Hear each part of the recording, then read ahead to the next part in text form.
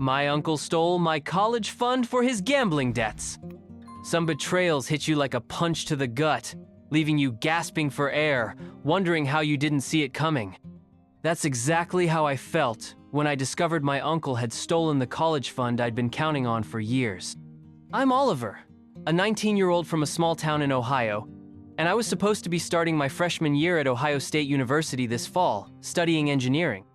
I'd worked hard for it, late nights studying for the SATs, summer jobs at the local diner, even mowing lawns in the scorching heat to save up extra cash.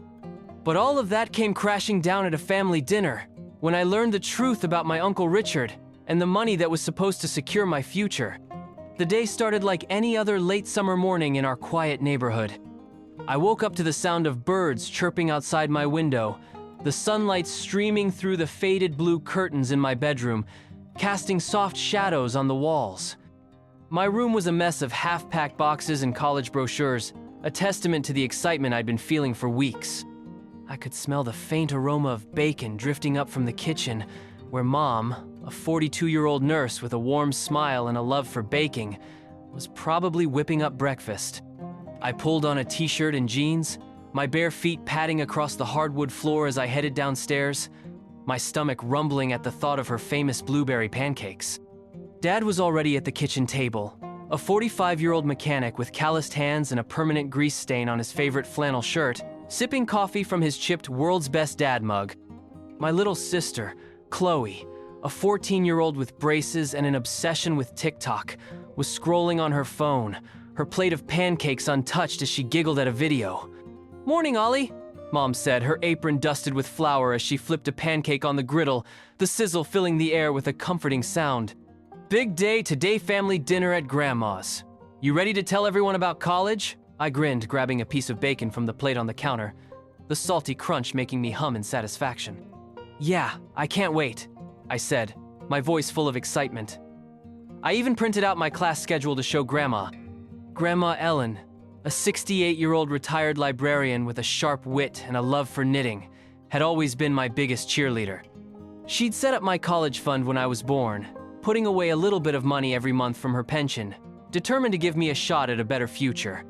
"You're going to be the first in the family to go to college," she'd say, her eyes crinkling with pride as she handed me a sweater she'd knitted, the yarn soft against my skin. I'd always been grateful for her support, and I couldn't wait to make her proud. But I had no idea that the family dinner she'd planned, a casual gathering to celebrate the end of summer, would turn into the stage for one of the biggest betrayals of my life. My Uncle Richard, Grandma's youngest son, was going to be there too. He was 45, a charming guy on the surface, with a quick laugh and a knack for telling stories that kept everyone entertained. But there was always something off about him, something I couldn't quite put my finger on. He'd show up to family events in flashy clothes, his watch glinting under the lights, talking about big business deals that never seemed to pan out. My cousin Mia, a 20-year-old art student with a nose piercing and a dry sense of humor, had always been suspicious of him. "He's shady, Ollie," she'd said last Christmas, her voice low as we sat by the fireplace, the crackle of the logs mixing with the sound of carols in the background. "I heard he's been borrowing money from Grandma. Watch out for him." I'd brushed it off at the time, figuring Mia was just being dramatic.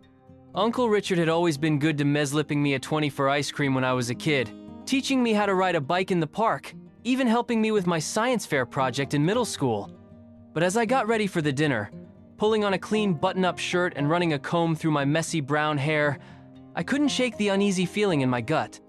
Something about the way Uncle Richard had been acting lately, avoiding my questions about my college fund, changing the subject whenever I brought it up, felt wrong. I pushed the thought aside, telling myself I was overthinking it. But by the end of the night, I'd realized just how right my instincts had been. Grandma Ellen's house always felt like a time capsule, a cozy little haven where the air smelled of cinnamon and old books, and every corner held a memory. That evening, as I stepped through the front door, the familiar creak of the floorboards greeted me, and I could hear the soft clatter of dishes from the kitchen. The dining room was already buzzing with life. The long oak table set with Grandma's best china, the plates gleaming under the warm glow of a chandelier that had hung there since before I was born. A vase of fresh sunflowers sat in the center, their golden petals bright against the white tablecloth, and the scent of roasted chicken mingled with the buttery aroma of mashed potatoes, making my stomach rumble despite the breakfast I'd had earlier. Mom and Dad were helping Grandma in the kitchen, their voices a soft hum as they debated how much garlic to add to the green beans.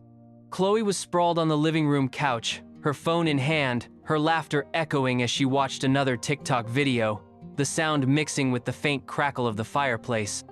Mia arrived a few minutes after me, her sketchbook tucked under her arm, her nose piercing, glinting in the light as she gave me a quick hug.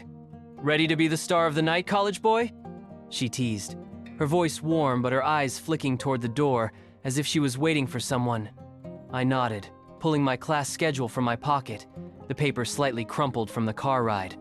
"Yeah, I can't wait to show Grandma," I said, my excitement bubbling up again. Uncle Richard arrived last, his entrance as loud as ever. He burst through the door with a wide grin, his leather jacket slung over one shoulder, his watch catching the light as he clapped his hands together. "The party's here," he announced, his voice booming through the house, and Grandma laughed, her knitting needles pausing as she looked up from her armchair. "Always the showman, Richard," she said, her tone fond but her eyes sharp, like she could see right through him. He made his rounds, hugging Mom, ruffling Chloe's hair much to her annoyance and giving Dad a firm handshake, his grip lingering a little too long. When he got to me, he pulled me into a bear hug, his cologne overpowering, a mix of cedar and something synthetic. "Big man on campus, huh?" he said, his smile wide but his eyes darting away, avoiding mine. We all gathered around the table, the chairs scraping against the floor as we settled in, the clink of silverware filling the air as Grandma said grace, her voice soft but steady. The meal was a warm, comforting blur plates passed around, laughter shared over stories of past family dinners, the kind of night that usually left me feeling grounded, loved. I waited for the perfect moment to share my news, my class schedule burning a hole in my pocket, my excitement building with every bite of chicken. Finally, as the plates were cleared and Grandma brought out her famous apple pie, the crust, golden and flaky, I stood up, my heart pounding with anticipation. "I've got something to share," I said, my voice bright as I unfolded the paper. "I got my schedule for Ohio State. I start in 2 weeks." The table erupted in cheers, Mom's eyes shining with pride as she clapped, Dad giving me a thumbs up, his grin wide. Chloe even looked up from her phone, her braces flashing as she smiled, a rare moment of sibling approval. Grandma reached across the table, her hand trembling slightly as she squeezed mine, her voice thick with emotion. "I knew you'd make it, Oliver," she said. "That college fund was the best thing I ever did for you." But as the cheers died down, I noticed Uncle Richard's expression shift, his smile tightening, his fingers drumming on the table, a nervous rhythm that set my nerves on edge. Mia caught my eye, her brow furrowing, her sketchbook now closed on her lap, and I felt that uneasy feeling in my gut return, stronger this time. Before I could say anything else, Uncle Richard cleared his throat, his voice cutting through the warm atmosphere like a cold wind. "Actually, about that fund," he said, his tone too casual, his eyes still avoiding mine. "There's something you should know, Oliver. The money, it's gone." The room went silent, the kind of silence that feels like the world has stopped spinning, every eye turning to him. Grandma's hand froze on mine, her grip tightening, her face paling as she whispered, "What do you mean, gone?" I felt my stomach drop, my class schedule slipping from my fingers, landing on the table with a soft thud, and I knew, in that moment, that everything was about to change. If this story is making your heart race as much as mine did, hit that like button and let me know in the comments what would you do if someone took away your dreams like this. The silence in Grandma's dining room was deafening, the kind that presses against your chest, making it hard to breathe. Uncle Richard's words hung in the air like a storm cloud, dark and heavy, and I could feel the weight of everyone's stares, their shock mirroring my own. My class schedule lay on the table, the paper now crumpled at the edges, a cruel reminder of the future I'd been so excited to share. Grandma's hand was still on mine, her fingers cold now, her voice trembling as she repeated, "What do you mean? Gone, Richard?" Her knitting was forgotten on the side table, the yarn unraveling slightly, a small detail that felt oddly symbolic in the moment. Uncle Richard shifted in his seat, his chair creaking under him, his fingers still drumming that nervous rhythm on the table. He forced a laugh, the sound hollow, and ran a hand through his thinning hair, his watch glinting under the chandelier. "It's not a big deal, really," he said, his tone too light, like he was trying to brush it off. "I borrowed the money a while back. Oliver said it was okay. Right, kid?" He finally looked at me, his eyes pleading, but there was a hardness in them, a challenge, like he was daring me to contradict him. I felt a surge of anger, hot and sharp, rising in my chest, my hands clenching into fists under the table. "Borrowed?" I said, my voice low but steady, the word tasting bitter on my tongue. "I never said you could take my college fund, Uncle Richard. I didn't even know you had access to it." The room seemed to shrink, the air growing thicker as the truth started to unravel. Mom's face went pale, her fork clattering onto her plate, the sound sharp in the silence. Dad's jaw tightened, his arms crossing over his chest, his eyes narrowing as he stared at Richard. Chloe looked up from her phone, her eyes wide, her braces catching the light as she whispered, "Wait, what?" Mia leaned forward, her sketchbook now on the table, her voice sharp as she said, "I knew it. I told you he was shady, Oliver." Grandma's voice cut through the tension, her tone sharper than I'd ever heard it, her eyes blazing with a mix of hurt and anger. "Richard, you had no right," she said, her hands trembling as she gripped the edge of the table, the sunflowers in the vase casting a shadow across her face. "That money was for Oliver's future. I trusted you to manage it." Uncle Richard opened his mouth to respond, but I wasn't done.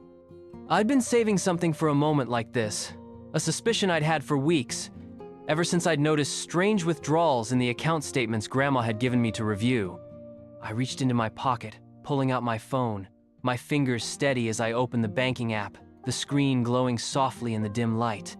"I checked the account last week," I said, my voice growing stronger, each word deliberate as I scrolled to the transaction history. "There were transfers, thousands of dollars going to an online casino.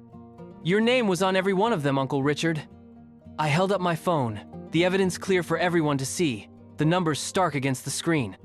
A gasp rippled through the table, Mom's hand flying to her mouth, her eyes filling with tears. Dad stood up, his chair scraping against the floor, his voice a low growl as he said, "You gambled away his college fund? Are you serious, Richard?" Chloe's phone slipped from her hands, landing on the table with a thud, her voice small as she whispered, "That's so messed up." Uncle Richard's face turned red, his bravado crumbling as he stammered, "Two was going to pay it back. I just needed a little time. I had a bad streak, but I'm good for it, I swear." But no one was buying it. Grandma's eyes filled with tears, her voice breaking as she said, "You've broken my trust, Richard, and Oliver's." Mia shook her head, her voice dripping with disgust as she muttered, "Unbelievable." I felt a strange mix of anger and relief, the truth finally out in the open, but the weight of what it meant for my future, for my family, was almost too much to bear. I set my phone down, my hands shaking now, and looked at Uncle Richard, my voice steady despite the storm inside me.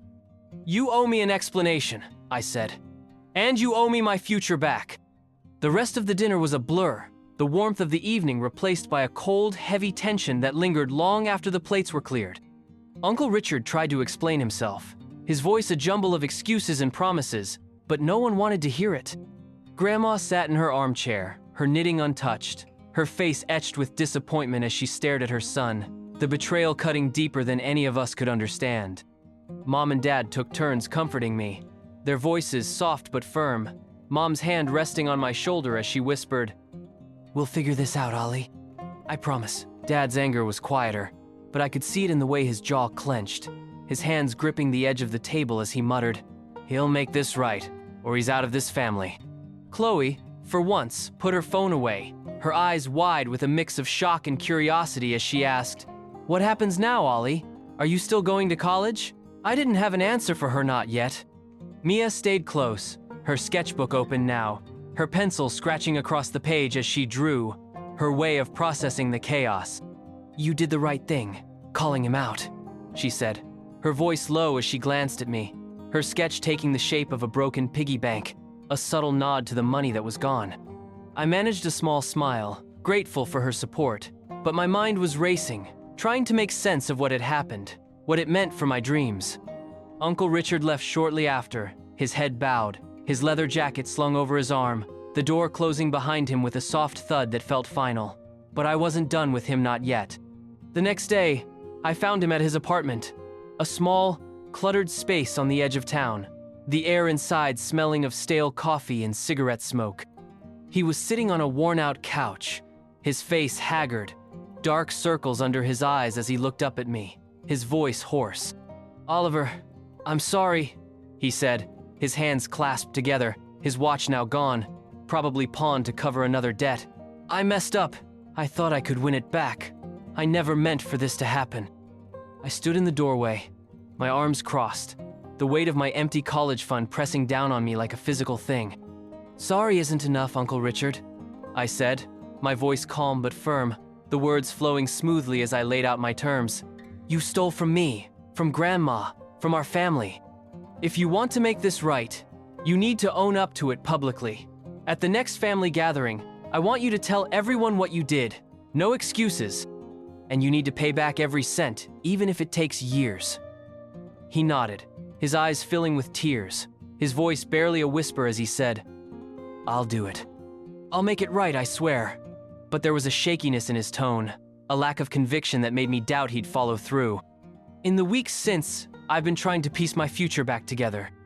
Mom and Dad are looking into loans, and Grandma's been talking about dipping into her savings, though I hate the thought of her sacrificing more for me. Mia's been helping me apply for scholarships, her laptop open on my kitchen table, her voice steady as she says, "You're going to college, Ollie. We'll make it happen." Chloe's even started a little fundraiser online, her TikTok skills coming in handy as she posts videos to spread the word, her braces flashing as she smiles into the camera. I'm grateful for my family, for the way they've rallied around me, but I can't shake the anger, the betrayal, the what-ifs. Uncle Richard hasn't reached out since that day, and I don't know if he'll show up to the next family gathering, if he'll keep his promise. Part of me hopes he will, for Grandma's sake. But another part of me wonders if some trust, once broken, can never be rebuilt. If you enjoyed this dramatic story, don't forget to subscribe and hit the bell for more Reddit tales. Have you ever been betrayed by someone you trusted? Let me know in the comments. I can't wait to hear your thoughts.